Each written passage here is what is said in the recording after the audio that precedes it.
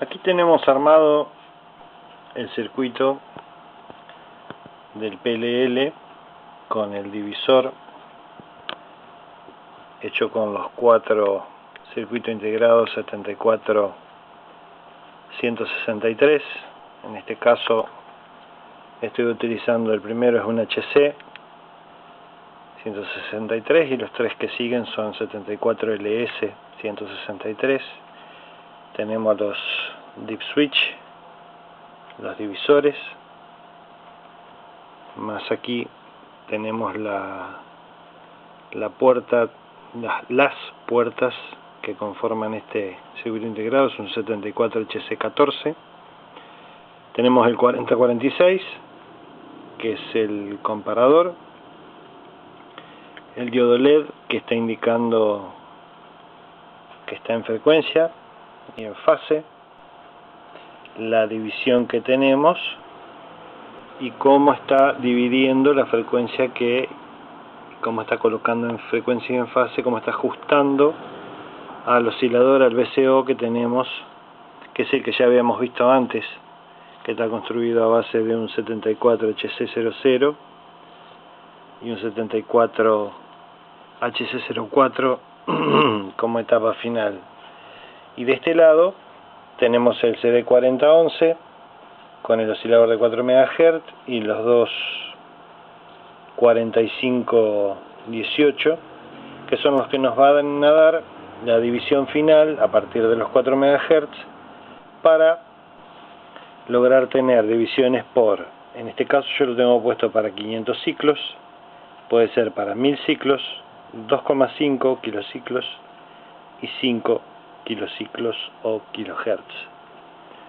En este momento las llaves están ajustadas del mismo modo que se detallan en el artículo, que se ven en el artículo, y el oscilador está funcionando. Vamos a tratar de ajustar el oscilador de referencia para que lo vean. Ahí me pasé.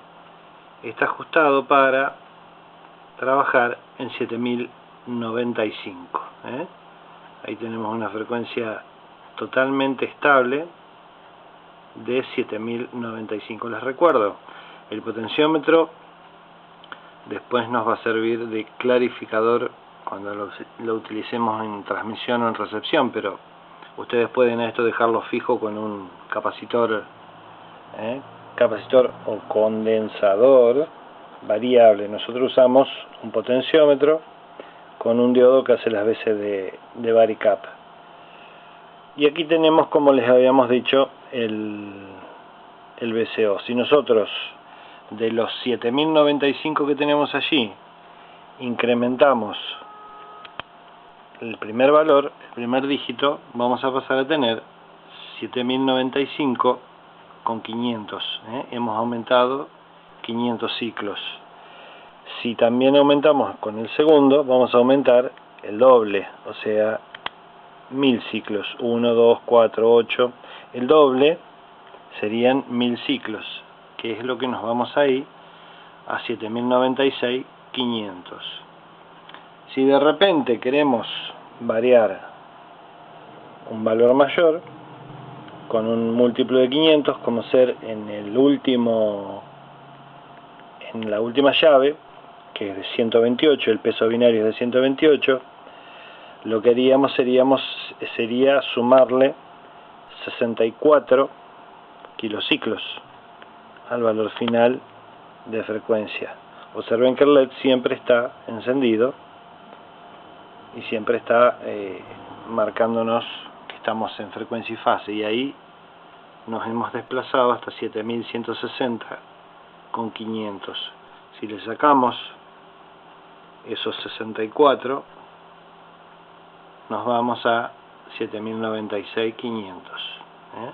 Porque como es 128 y estamos trabajando sobre 500 ciclos, vamos a tener ese valor.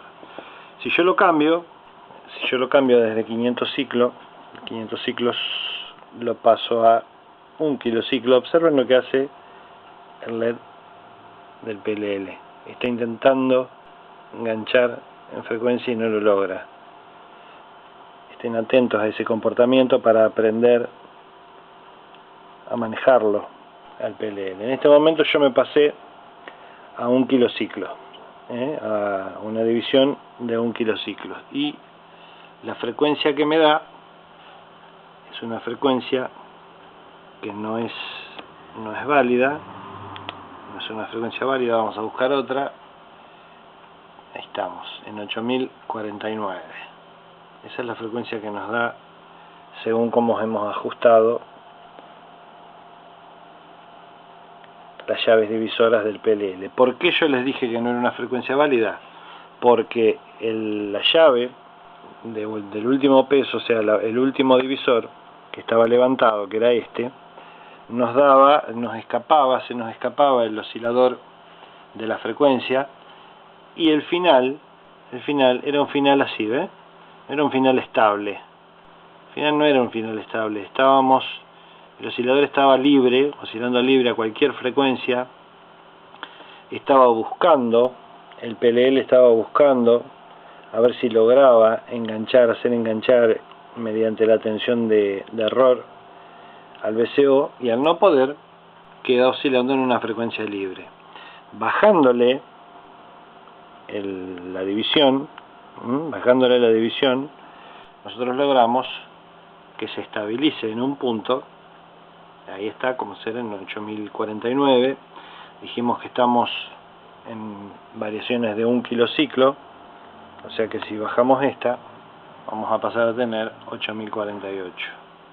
Y así con cada divisor que elijamos, que quieramos. Recuerden, 500 ciclos, 1 kilociclo, 2,5 kilociclos y 5 kilociclos o 5 kilohertz. El LED que nos indica el enganche de fase, el enganche de fase y el enganche de frecuencia. Allí tenemos, bueno, la fuente con el 7805, y todo lo demás es lo que ya hemos visto en el artículo anterior. Luego todo esto vamos a ver cómo, ya les dije, vamos a aplicarle un microcontrolador, vamos a aplicarle un display para que nos indique esa frecuencia. La vamos a ver en un display, un LCD, un alfanumérico. Vamos a ver cómo podemos hacer para no estar trabajando con llavecitas y con la calculadora, viendo a ver qué llaves tenemos que mover y qué llaves no tenemos que mover cuando lo utilicemos con un equipo de radio. Imagínense que nos digan, desplacémonos a determinada frecuencia, tal o cual frecuencia, y tenemos que tomar la calculadora, empezar a sacar cuentas para mover llaves y decidir, bueno, a qué frecuencia queremos trabajar en una radio.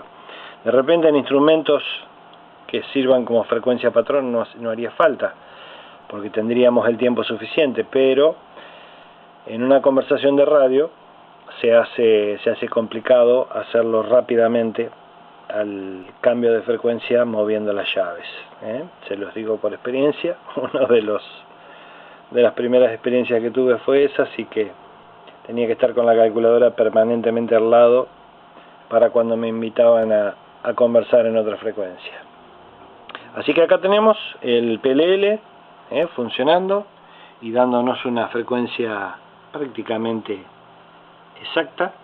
Tenemos 8.048.001 ciclo, que ese ciclo lo podemos acomodar, ahí me pasé, ese ciclo lo podemos acomodar con el potenciómetro, que nos va a servir de clarificador cuando lo usemos en recepción o en transmisión. Así lo hemos visto al PLL y al divisor de frecuencia funcionando en este video para todos ustedes en Neoteo.